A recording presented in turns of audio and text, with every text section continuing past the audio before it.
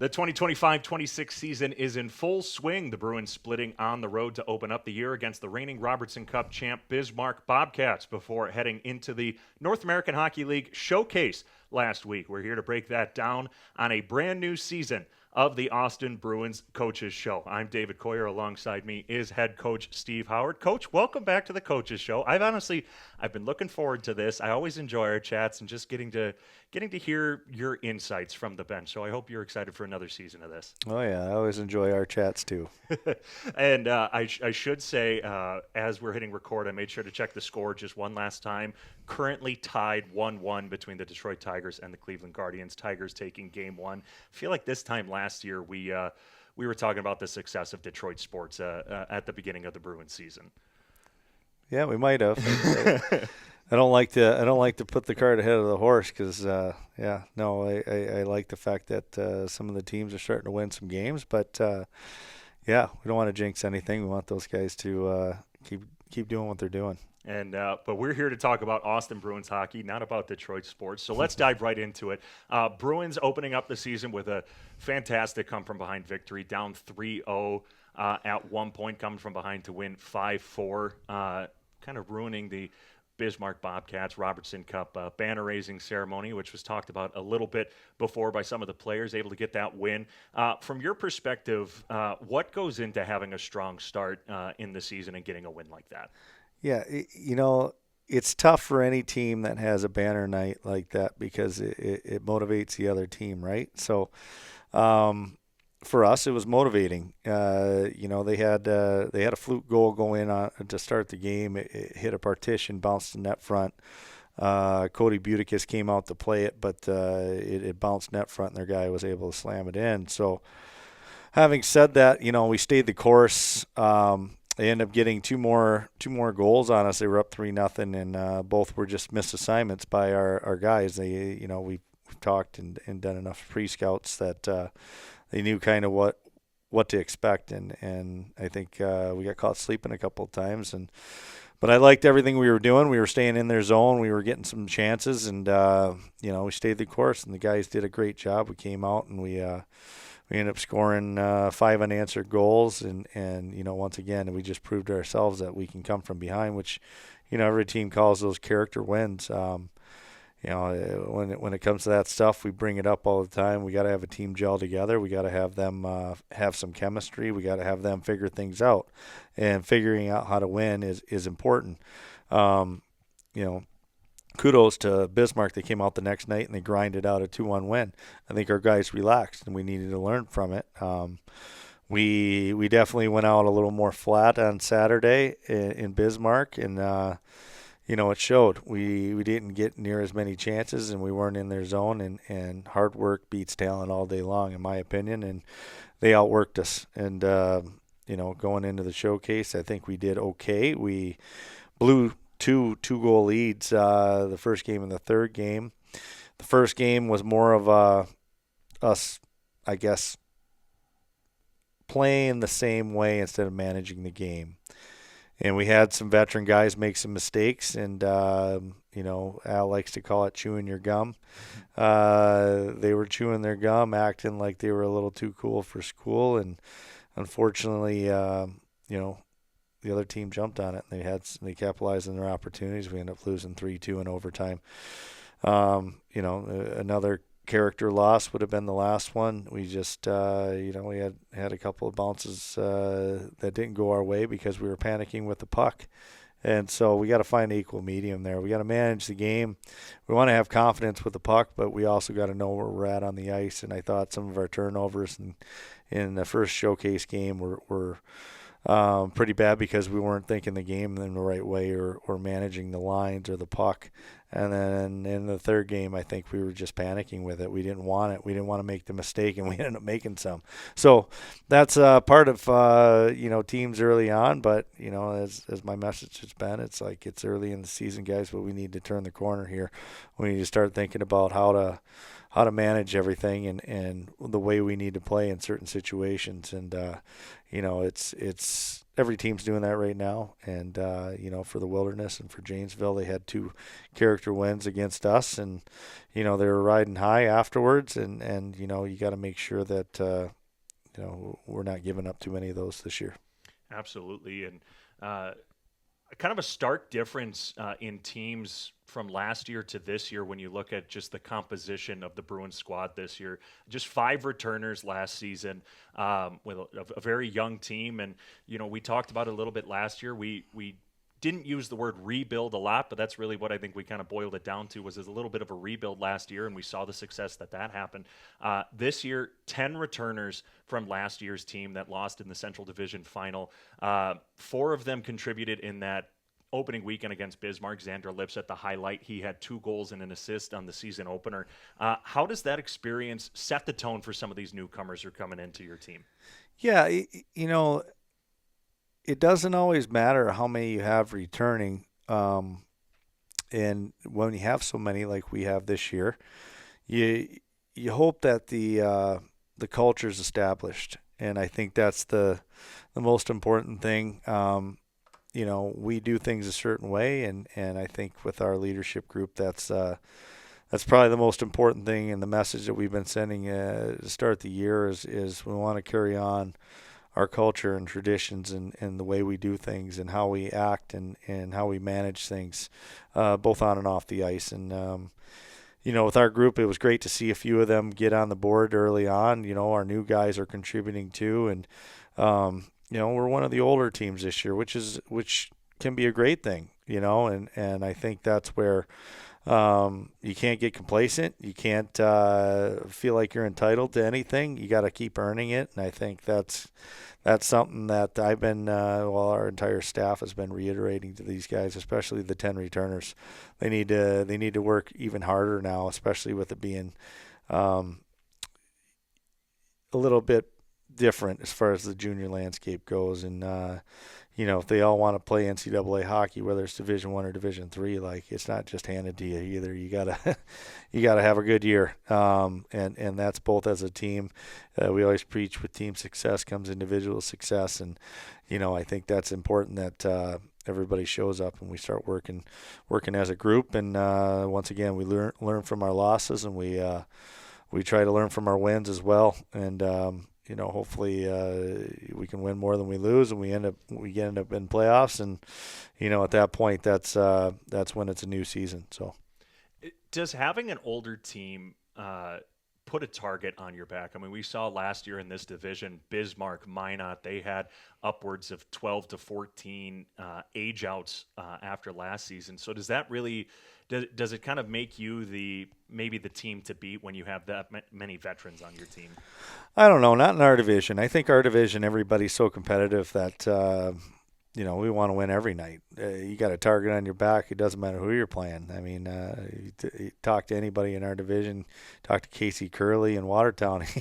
He feels like he has a target on their back just like I do. You know what I mean? It's one of those things where Nick Bruneto this weekend, like he wants to win just as bad as we do. And, Scott Langer and Garrett Roth, Radon, so on. So we all know that this is a tough division, whether you got 12 to 14 veterans in your lineup or whether you only have 5. And it's a fun division. And I think that's why there's a lot of, it's just so competitive, and a lot of guys that get Division I deals out of here, and a lot of coaches that are really good in our division, in our Central Division, and it's tough. It's a chess match each night. So, you talked about the leadership group before. I know last year, around the time when you named the official captains for the team, you said that's just a letter on their jerseys. That just means they can go talk to the referee. You have a larger leadership group in that locker room. This year, even more so with the amount of returners, but the captains named Nathan Williams with the C on his chest, Xander Lipset, Connor Beckwith, and Gus Albert with the A's. Again, like I mentioned, a very large leadership group, even if they don't have a letter on their chest. But what led to the 4 that you picked? Yeah, it's just with Willie and Bex, they've been here for 3 years. They know how we do things, and they should be leading by example in the right way. Plus, I think those guys have a better relationship with the referees than probably I do. No, they understand how to go and talk to those guys and try to get the information that we need on the bench, because that's what they're there for. Refs don't always have to talk to the head coach, especially if we're a little heated at times, and there's certainly some guys that can go over and do that. But as far as the group goes, yeah, we have a lot more. I mean, there's a ton of guys that you didn't even mention out of those 4, and it'd probably be too hard for me just to start picking off the 10 or 11 right now off the top of my head. But having said that, the guys all need to do things the right way, and I mean, we preach it all the time, and we just had a meeting today, and quite honestly, if we're doing things the right way, I think we're going to win more games than we're going to lose.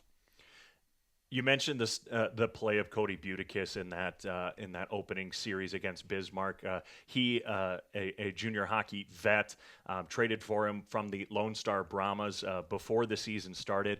Andrew Belly's been here all summer going through the training camps, a much younger player, so a little bit of time to learn. There was that big question in the offseason on replacing Jack Solomon and Carl Axelson. I mean, you labeled them as 1A and 1B last year, and it really showed, combined for 11 shutouts last year, and I think that was the big question in the offseason for a lot of people. So how do you see Cody and Andrew fitting into this team this year and stepping up in goal?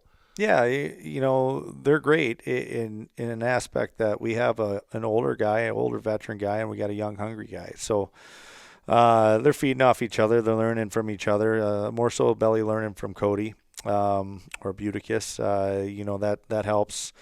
I feel like last year having 2 guys that were proven, that was a little bit different. It was great, but at the same time we had to protect those guys too, so we didn't know if we would get one of them back, and we had 2 young guys signed or tendered, so we had 4 goalies protected, but when you only end up with one of the 4, it quickly made things a little difficult in our eyes, because we think Andrew can handle it and he's going to be great, but what happens if he get injured? How is he going to handle the start of the season? So saw the opportunity to grab Cody, who's an 05, who's played 2 years up in Canada, and we had both Al Rooney and Nick Lair watch some film on him, quite a bit of film, and we realized that, yeah, he's actually he reminds us of Jack Solomon in a lot of ways, and so it made sense for us to make the move, and now we got Cody here, who's doing great. And another question from this offseason, losing Alex Lorenza, Luke Malkasian, the top 2 scorers in the league last year, combining for over 150 points, setting numerous records that I probably can't even remember them off the top of my head. It seems like off to a good start replacing them, bringing in the twins, Simon and Matsvi Marshanock from the NCDC. I have to look at their stats because they're just so impressive. Simon so far through 5 games, 8 goals, 4 assists, 12 points. I think the most impressive part is 5 of those are on the power play. 2 of them are shorthanded. While Matsvi, 2 goals, 5 assists, 7 points. One of his goals is shorthanded, came on the same penalty that Simon's did in the showcase. The 2 of them are just dynamic. You can tell that they're twins, and they basically know where the other one's going to be. What have you seen from them so far, and what do you expect out of them to maybe try and replace Alex and Luke? Yeah, we always try to build our team with 4 first lines, and it's easy to say, hard to do. People will argue that we don't have we don't even have 3 first lines is what they would argue. But here we have guys that have done it. They were first liners on other teams, and Simon and Matsvi are 2 examples of that. We had Paddington with Alex Lorenza and Luke Malkasian last year. He's skating on the line with Mikey Coleman, who had 50 points in this league 2 years ago in St. Cloud. So having said that, we have guys that have done it in other places. You can go to Trace Day, who was the leading scorer for Amarillo last year when we got him. We have guys that can all score. It's a matter of them having some chemistry and gelling together. And I think that was one of the nice things about Lorenza and Malkasian, as they had played together for so many years. yeah, we have two twins that played together their whole life. So, having that instant chemistry helps. Those two are pretty special in a lot of ways just because of their speed and, they can generate and they're generating offense right now. And, we want to keep it going, but most importantly, we need to get the rest of the team going as well. It was nice the first game to get Lip on the board, but kind of haven't seen much out of him in the last 4 games, so we want to get him going again. And sometimes it means shuffling up the lines, and that's what this time of year is. It's trying to find that instant chemistry from some guys, and going ahead, it's a little bit of let's try this, let's try that right now. So, and you mentioned E.J. Paddington benefiting from being on that line with Alex Lorenza and Luke Mulcahy. And Paddington, the leading returning scorer for the Bruins from that all-Canadian line. Gavin Haruz has been skating with the Twins so far. He already has 3 assists so far on the season. Are you looking for kind of the same role that EJ played on that all-Canadian line with Gavin, and have you kind of seen that line really meshing so far through these first couple of games? Not necessarily. We're just trying to find out what complements the two. Sure. And it's no secret. A lot of coaches try to put pairs together first, and then you get a guy that complements those pairs. And sometimes it's 2 skilled guys with maybe a power forward, or you got a couple power forwards that need a little bit of skill. And so, having said that, that's where things get shifted around all the time. We've gone with Gavin Haruza just because I think he sees the ice and moves the puck well. But Gavin's got to remember that he still has to finish checks, and he's not just a skill guy, And I think when that message is sent and those guys do those things, they get complimented and rewarded in the game, and they get some points on the board. When we start doing things that maybe are out of our box or unlike us or something that isn't a part of what we hang our hat on here, then typically you're not getting on the score sheet too often. And so that's the message sent. And we're definitely shuffling some things around, though. Yeah, and that's what the early season is for, as you mentioned. Gavin Aruza really picking it up at the end of last season, had a couple of goals in the playoffs, including probably the most exciting goal from last year, the Game 4 double overtime winner against Minot. But moving back to this season, you already kind of highlighted a couple of the games from the showcase. A 3-2 overtime loss against Janesville, a 6-2 blowout against the Maine Nordiques, and then a 3-2 shootout loss against the Minnesota Wilderness. You talked a little bit, you reflected on the showcase a bit, but what were your biggest takeaways from the showcase this year? Yeah, we got 4 of 6 points at the showcase, so there's a lot of good things there. It's once again, it's just about managing the game and how we need to play. I think once again, first game, we didn't think too much. We just kept playing the same way, and unfortunately, we were a little loose in some aspects. In the second game, we really reiterated that going into the third period because I think we had a 3-2 lead at that point, and the guys went and executed and answered. We stayed disciplined. We got on the power play. I think we scored a power play goal, and we ended up getting up to 6 with an empty netter or something along those lines. So that was good. We tried to do the same thing. We had a 2-0 lead against the Wilderness, and once again, I think some guys just hit the panic button. The pressure got to them a bit to where we didn't have a whole lot of poise, and we were just slapping pucks around, and unfortunately, some bounces went their way, and it's just the way the showcase, the way it happened, and we ended up getting 4 of 6 points, and that's why I said after the game, it's like, hey, it's great, we got points in all the games, but we need to take that next step if we're going to be one of the elite, and being one of the elite means you are hard to play against when you have a lead. You're also hard to play against when you're down a goal, because you're just basically putting all the pressure on them. And I think figuring that stuff out, especially with the veteran group that we have, needs to happen right away. We need to make sure we're showing up, and this weekend's going to be a good test. North Iowa's good.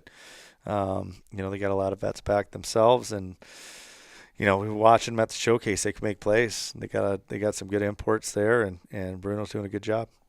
The Bulls, with 9 returners from last season, split 2 preseason games against them, and That might not be the best tell. As you know, there was one night you kind of played some of your vets, the next night resting some of the vets while they played some of theirs. So not the best tell of how the season's going to go. But the Bulls were undefeated heading into their last game before losing to the Elmira Aviators on Saturday. What do you expect out of the Bulls this season? A lot of success against them last year. Probably the most success against any Central Division team was really the Bulls last year. Yeah, but it's an instant rivalry with them only being 45 minutes away, and we talk all the time about the fact that their fans are going to be in our building, our fans are going to be in their building. It's just a scenario that they can sting you on any given night. And last year, last year was last year. That's already been forgotten about, and I know they've forgotten about it. We're only concerned with Friday, and seeing their group in preseason, especially on the second night when they had their veteran guys in. They got some guys that can skate. They got some guys that can make some plays, and all that said, it's going to be about managing the game and who puts the other on their heels. And, I think executing and establishing what you're trying to do as far as systematically goes is obviously what wins hockey games. And if they're able to get up the ice and put our D on the back pedal and start pushing in our O zone, then they're going to get some chances, and that's not going to be good for us. But it's no secret we want to be right on top of them. We want to make them play in their zone, and it's going to be a fun match on Friday. Big game coming up this Friday, the home opener here at Riverside Arena. You can get your tickets always at tickets.austinbruins.com or at one of our ticket vendors, Games People Play, Jim's Marketplace, or Hy-Vee here in Austin. First 300 fans through the door get a free Bruins magnet schedule courtesy of the Bruins store. So get here early and don't miss out on the Bruins magnet schedule. It's also the first Friday family 4-pack night. You can get 4 tickets, 4 hot dogs, 4 popcorns, and 4 sodas for just $60. Those are available at tickets.austinbruins.com.